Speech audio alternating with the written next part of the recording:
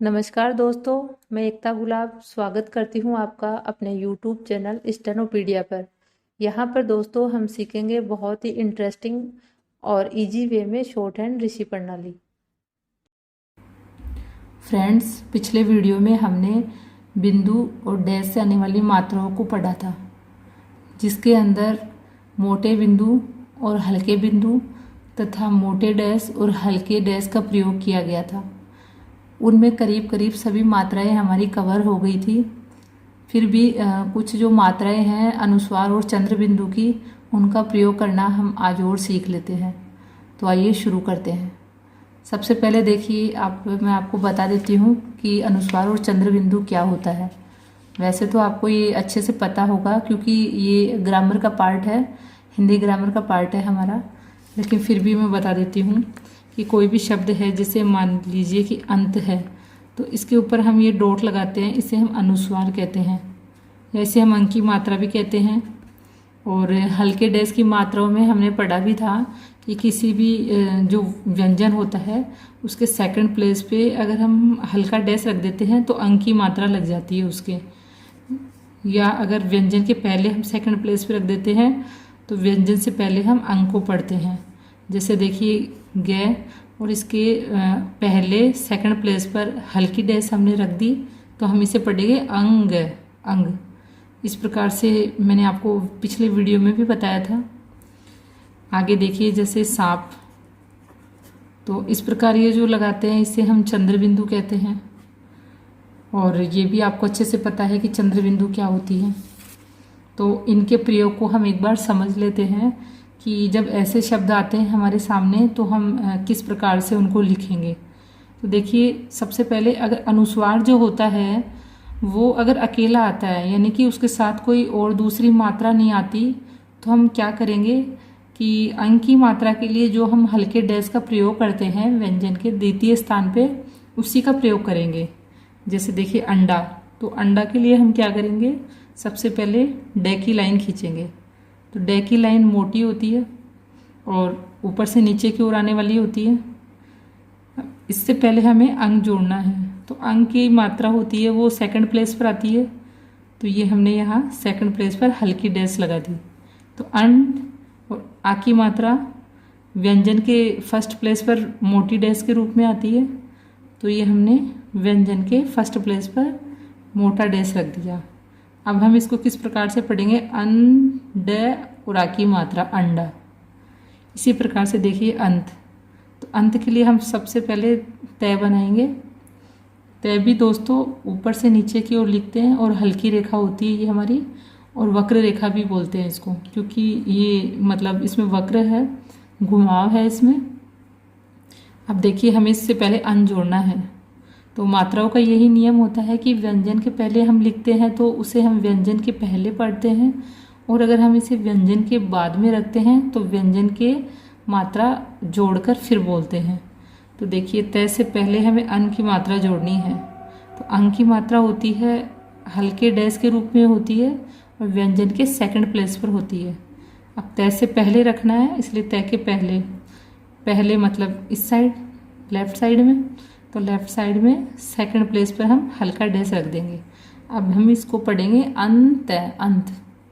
आगे देखिए संत, तो संत के लिए देखिए आप स और तय। अब हमें स के आगे अंक की मात्रा लगानी है। तो मात्राओं का नियम मैंने बताया था कि मात्रा को अगर हमें व्यंजन के बाद में रखेंगे तो उसे बाद में पढ़ेंगे, और पहले रखेंगे तो हम व्यंजन से पहले पढ़ेंगे। चूँकि संत में हमें अंक की मात्रा स के बाद में लगानी है, तो ये देखिए स और स के सेकंड प्लेस पे हल्की डैश रख देंगे हम। तो इस प्रकार से बनेगा संत। आगे देखिए खंबा, तो अब खंबा में ख है वो हमारी आड़ी रेखा है, और हमने एक नियम पढ़ा था उस टाइम पे पिछले वीडियो में कि अगर कोई इस प्रकार से आड़ी रेखा आती है और उसके बाद में अगर खड़ी रेखा आती है जो नीचे से ऊपर से नीचे आने वाली रेखा इस प्रकार से आती है, या इस प्रकार से कोई रेखा आती है, तो ये जो हमारी आड़ी रेखा है वो लाइन से ऊपर चली जाती है। जैसे देखिए ये हमारी लाइन है कॉपी की, और इस पर हम क्या लिखते हैं, लेकिन अगर इसके बाद में ऊपर से नीचे आने वाली कोई रेखा आएगी तो हम इसको ऊपर ले जाएंगे और इस प्रकार से लिखेंगे। तो खंबा में इसी प्रकार से है। ख के बाद में ऊपर से नीचे आने वाली रेखा है, तो हम सबसे पहले ख बनाएंगे। ख के लिए हल्की रेखा का प्रयोग होता है और यहीं से हम भह की रेखा खींचेंगे। भह की रेखा मोटी होती है। अब ख के लिए देखिए, सबसे पहले इसको हम बीच में से काट देंगे और भह के लिए इसको बीच में से काट देंगे। अब इसके बाद में हमें ख के अंक की मात्रा लगानी है। तो ख का जो बिफोर होता है वो ये वाला पार्ट होता है, आड़ी रेखाओं का बिफोर होता है वो इसके ऊपर वाला भाग होता है, और जो आफ्टर होता है वो नीचे वाला भाग होता है। तो ख के हमें अंक की मात्रा लगानी है, इसलिए ख के बाद में सेकंड प्लेस पर हम हल्का डैश लगा देंगे। तो खम भह हो गया। अब भह के हमें आ की मात्रा लगानी है, और आ की मात्रा होती है वो मोटे डैश के रूप में होती है और व्यंजन के फर्स्ट प्लेस पर होती है। तो ये हमने आ की मात्रा लगा दी। अब हम इसको पढ़ेंगे खंभा खंभा। आगे देखिए चंपा। तो च की रेखा पता है आपको 60 डिग्री पर होती है और हल्की होती है। पै की रेखा 120 डिग्री पर होती है और ये भी हल्की होती है। अब च को हमें अंक की मात्रा लगानी है, और अंक की मात्रा है वो सेकंड प्लेस पर हल्का डैश होती है। अब तक तो आपको अच्छे से याद भी हो गया होगा कि अंक की मात्रा है वो सेकंड प्लेस पर आती है और हल्के डैश के रूप में होती है। तो देखिए च के हमें अंक की मात्रा लगानी है, इसलिए च का सेकंड प्लेस कौन सा है, फर्स्ट, सेकंड और थर्ड। तो ये सेकंड प्लेस पर हमने हल्का डैश लगा दिया। तो चम। अब पा के हमें पै को पा बनाने के लिए हम इसको आ की मात्रा लगाएंगे। तो पै का फर्स्ट प्लेस कौन सा है, ये वाला। तो यहाँ हम मोटा डैश लगाएंगे। तो चंपा चंपा। आगे देखिए मंजू। तो मंजू के लिए हम इस वाले मैं का प्रयोग करेंगे और जय की रेखा खींचेंगे। जय की रेखा मोटी होती है। ये नय की रेखा है, इसको हम कट करके और मैं बनाएंगे। तो इस प्रकार वाले मैं का प्रयोग करेंगे, क्योंकि इस वाले मैं को जय के साथ जोड़ेंगे तो थोड़ी स्पीड का फर्क पड़ेगा, और ये वाला जो जय है, ये वाला मैं है, वो जय के साथ आसानी से जोड़ा जा सकता है। तो इसलिए हम इस मैं का प्रयोग करेंगे। अब देखिए हमें मैं के आगे अंक की मात्रा लगानी है। तो सेकंड प्लेस पर हल्का डैश। आगे जय को हमें ऊ की मात्रा लगानी है। तो ऊ के लिए मैंने बताया था आपको कि जो छोटे ऊ की मात्रा होती है वो हल्के डैश के रूप में होती है और थर्ड प्लेस पर होती है। तो ये थर्ड प्लेस पर हल्का डैश। हल्के डैश की मात्राएं आपको याद होंगी। फर्स्ट प्लेस पर होती है आई, और सेकंड प्लेस पर अंग, और थर्ड प्लेस पर छोटा ऊ। और हल्के डॉट की जो मात्राएं होती है वो फर्स्ट प्लेस पर आई, और सेकंड प्लेस पर औ, और थर्ड प्लेस पर ई। इसी प्रकार से जो मोटा डॉट है हमारा, उसका प्रयोग देखिए फर्स्ट प्लेस पर ए, सेकंड प्लेस पर ए और थर्ड प्लेस पर बड़ी की मात्रा के रूप में किया जाता है। और मोटे डैश का प्रयोग फर्स्ट प्लेस पर आ, सेकंड प्लेस पर ओ और थर्ड प्लेस पर बड़े ओ की मात्रा के रूप में प्रयोग किया जाता है। तो ये मात्राएं तो मैंने आपको पहले वाले वीडियो में भी बता दी थी, बस आपको थोड़ा रिमाइंड करवाने के लिए ही बता रही हूँ मैं। बाकी आपको अच्छे से आ भी गई होंगी ये मात्राएं। तो अब आगे देखिए मंगल। तो सबसे पहले हम क्या करेंगे, मैं यहीं से हम ग बनाएंगे। ग की रेखा मोटी होती है और यहीं से ल की रेखा खींच देंगे। अब देखिए मैं के आगे हमें अंक की मात्रा जोड़नी है। तो मैं का सेकंड प्लेस है ये, तो यहाँ पर हम हल्का डैश लगा देंगे। अब इसको पढ़िए मंगल मंगल। इस प्रकार से मंगल बनता है हमारा। आगे देखिए आँच। तो दोस्तों इसमें चंद्र बिंदु है। तो इसमें क्या होता है कि अगर अनुस्वार है, अभी तक हमने जो पढ़ा था अंडा, अंत, संत, खंबा, इनमें अनुस्वार सिर्फ ए की मात्रा के साथ था, बाकी कोई मात्रा उसके साथ नहीं थी। अब इस बार देखिए आँच। तो चंद्र बिंदु है। अब ये चंद्र बिंदु आ की मात्रा के साथ आ रही है, अकेला अनुस्वार नहीं आ रहा, आ की मात्रा भी साथ आ रही है। तो अब हम क्या करेंगे, सबसे पहले देखिए हम च की रेखा खींचेंगे। च की रेखा आपको अच्छे से पता है, हल्की रेखा होती है और 60 डिग्री के कोण पे होती है। अब देखिए हमें करना क्या है।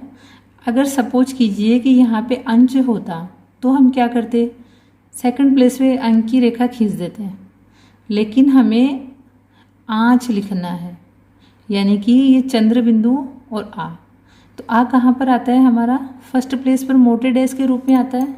जैसे सपोज कीजिए कि हमें केवल आँच लिखना होता, चंद्र बिंदु नहीं, केवल सिंपल आँच लिखना होता हमें, तो हम क्या करते, इसके ऊपर ये डॉट नहीं है, केवल आँच है, तो हम क्या करते, चेक की रेखा खींचते और यहाँ पर मोटा डैश लगा देते। तो हम इसको पढ़ते आ और च। अब हमें क्या करना है, इसको आँच को यहाँ पे हमें चंद्र बिंदु के साथ रखना है। तो अब हम क्या करेंगे कि च की रेखा खींचेंगे और आ की मात्रा का जो स्थान है उस पर हम एक छोटी सी बिंदु रख देंगे। तो इस प्रकार इस बिंदु से हम समझ जाएंगे कि ये चंद्र बिंदु है और फर्स्ट प्लेस पर है, अर्थात आ की मात्रा है। अब फर्स्ट प्लेस पे देखिए कौन कौन सी मात्रा आती है, एक तो आई की मात्रा होती है, आई की मात्रा होती है और आ की मात्रा होती है। तो अब हमें इसमें थोड़ा सा पढ़ के आइडिया भी लगा सकते हैं कि जैसे ऐंच कुछ नहीं होता, आइंच कुछ नहीं होता, बट आँच कुछ होता है। तो मतलब एक मीनिंगफुल वर्ड बनेगा। तो हमें ये इसमें थोड़ा सा आइडिया भी लगाना पड़ता है कि मीनिंगफुल वर्ड हमारा बने। तो देखिए कि इस मात्रा को हम आ के साथ जोड़ेंगे ना, तभी हमारा मीनिंगफुल वर्ड बन पाएगा। तो ये बनेगा आँच। और अगर आप इसको क्लियर ज़्यादा करना चाहते हो कि भाई मैं तो नहीं समझ पा रहा कि ये आ है, तो हम क्या करेंगे, इसके लिए हमारे पास एक आइडिया और है।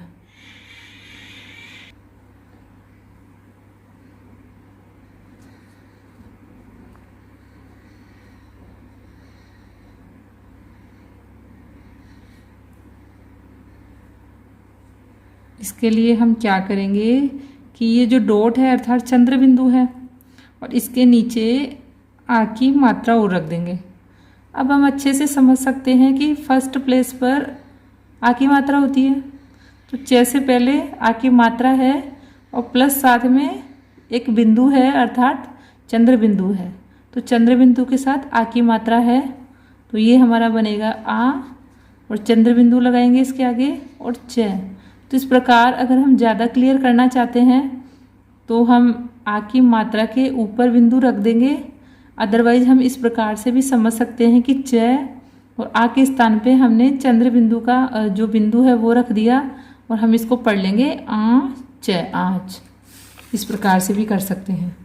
तब देखिए च हमने बना लिया था और अब हम इसके यहाँ पे फर्स्ट प्लेस पर एक बिंदु रख देते हैं, चंद्र बिंदु। और अगर हम इसे ज़्यादा क्लियर करना चाहते हैं तो हम इस पे फर्स्ट प्लेस पे ही आ की मात्रा भी रख देंगे।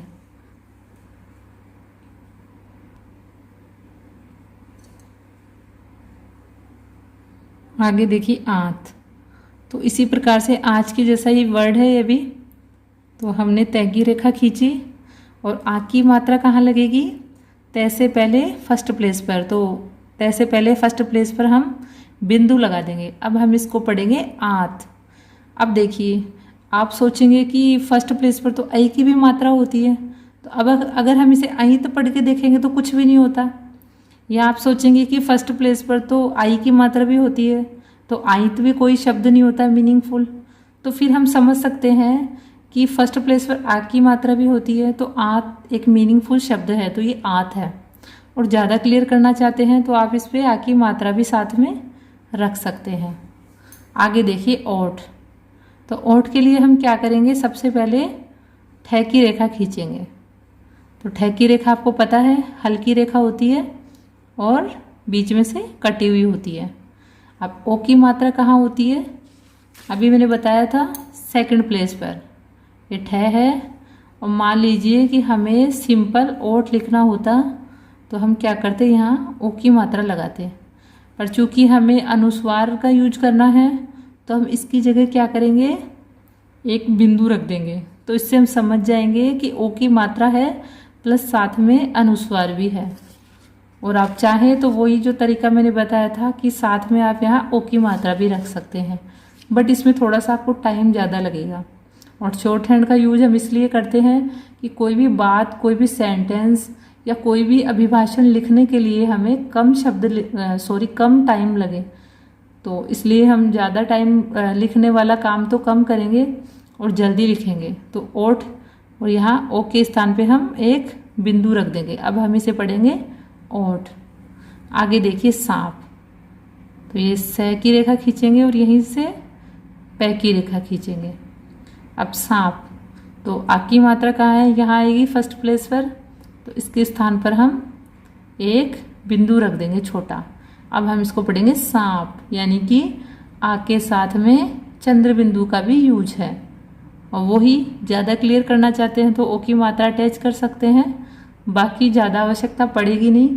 आप अगर प्रैक्टिस करेंगे तो आप बिना आ की मात्रा के भी समझ पाएंगे कि आ के स्थान पे हमने डॉट रखी है, बिंदु रखी है, तो मतलब कि ये चंद्र बिंदु है और आ के साथ है। आगे देखिए चोंच, च और च, चोंच। अब ये जो ऊपर वाला च है, इस पे हमें ओ की मात्रा अनुस्वार के साथ लगानी है। तो ओ की मात्रा कहाँ होती है, सेकंड प्लेस पर। तो इस सेकंड प्लेस पर हमने एक बिंदु रख दिया जिसको हम चंद्र बिंदु या अनुस्वार पढ़ सकते हैं। तो ये चोंच, चोंच। आगे देखिए मांग, तो मांग के लिए मैं और गे। अब आ की मात्रा के साथ अनुस्वार है, आ की मात्रा फर्स्ट प्लेस पर होती है, तो हम इसको मांग यानी कि फर्स्ट प्लेस पर है। या कहीं पर भी देखिए जैसे ये सेकंड प्लेस पर है, तो सेकंड प्लेस पर ओ की मात्रा होती है, तो हम इसको ओ के साथ अनुस्वार पढ़ेंगे। आंत में देखिए फर्स्ट प्लेस पर है, तो हम आ की मात्रा के साथ में अनुस्वार पढ़ेंगे। तो इस प्रकार से हम फ्रेंड्स इसमें ये पढ़ेंगे कि अनुस्वार और चंद्र बिंदु का प्रयोग हम कैसे करते हैं। आप थोड़ा और प्रैक्टिस करेंगे, इसकी बार बार प्रैक्टिस करेंगे लिखकर, और लिखने के बाद में आप उसका हिंदी में फिर से ट्रांसलेशन करके प्रैक्टिस करेंगे, तो आप जल्दी ही समझ जाएंगे और खुद भी नए नए शब्द बना पाएंगे। तो इस प्रकार से इन वीडियोस में लगभग सभी मात्राएं कवर हो चुकी हैं। अब आके देखिए, आप सोच रहे होंगे कि री की मात्रा, अह की मात्रा, और ये री का प्रयोग तो हमने किया ही नहीं। तो देखिए शॉर्ट हैंड में इन मात्राओं को कोई स्थान नहीं दिया गया है। जैसे देखिए सपोज कीजिए कि री आ गया, तो री का काम हम रे से चला सकते हैं, इस प्रकार से या इस प्रकार से। तो देखिए हम इसी का प्रयोग करेंगे और ये ई की मात्रा यहाँ लगा देंगे, या ये वाले रे का प्रयोग कर लेंगे और ई की मात्रा लगा देंगे। तो इस प्रकार से जब री की ज़रूरत हमें पड़ेगी तो हम रे से ही इसका काम चला लेंगे। आगे देखिए अह, तो इस विसर्ग की भी हमें ज़्यादा ज़रूरत नहीं है। जैसे देखिए कि एक दुख शब्द है जिसमें विसर्ग आता है, या जैसे अतः शब्द है, तो अब ये जो शब्द है इसमें आप चाहो तो ये दुख को जब आप लिख लोगे शॉर्ट हैंड में, और जब आप इसका दुख को आप मतलब नॉर्मली बिना विसर्ग का यूज किए भी लिख लोगे, और जब आप इसका ट्रांसलेशन करोगे इस प्रकार से, तब समझ ही जाओगे कि ये वर्ड इनकरेक्ट है और इसको यहाँ विसर्ग लगेगा। तो ये हमें खुद के विवेक से ही लगाना है, विसर्ग का कोई स्पेशल स्थान नहीं है। या फिर जैसे मान लीजिए कि अतः हमें लिखना है, तो इस प्रकार से हम तय लिखेंगे, और चाहे यहाँ पे हम ए की मात्रा दे देंगे, और चाहे तो हम यहाँ विसर्ग लगा देंगे। और ना भी लगाया हमने तो अगर हम इसको अत को पढ़ेंगे तो हम समझ ही जाएंगे कि अत तो कुछ होता नहीं है, तो ये अतः होता है। तो इस प्रकार से री अह, और आगे ये री और बच गया। तो लरी के लिए देखिए, लरी की अगर ज़रूरत पड़ेगी तो ल और रे से हम इसका काम चलाएंगे। लरी स्पेशली कोई शब्द नहीं है, कोई व्यंजन शॉर्ट हैंड में नहीं है, ल और रे से ही हमें इसका काम चलाना पड़ेगा। तो इस प्रकार से आज हमारी समस्त जो मात्राएं हैं वो कंप्लीट हुई है। आप इनकी अच्छे से प्रैक्टिस कीजिएगा। अगर कोई डाउट हो तो मुझे कमेंट बॉक्स में कमेंट कीजिएगा, मैं सोल्व करने की पूरी कोशिश करूँगी। मेरा वीडियो अगर आपको अच्छा लगा हो तो प्लीज़ इसे लाइक करना ना भूलें। मेरे चैनल को सब्सक्राइब कीजिए, अपने फ्रेंड्स के साथ शेयर कीजिए।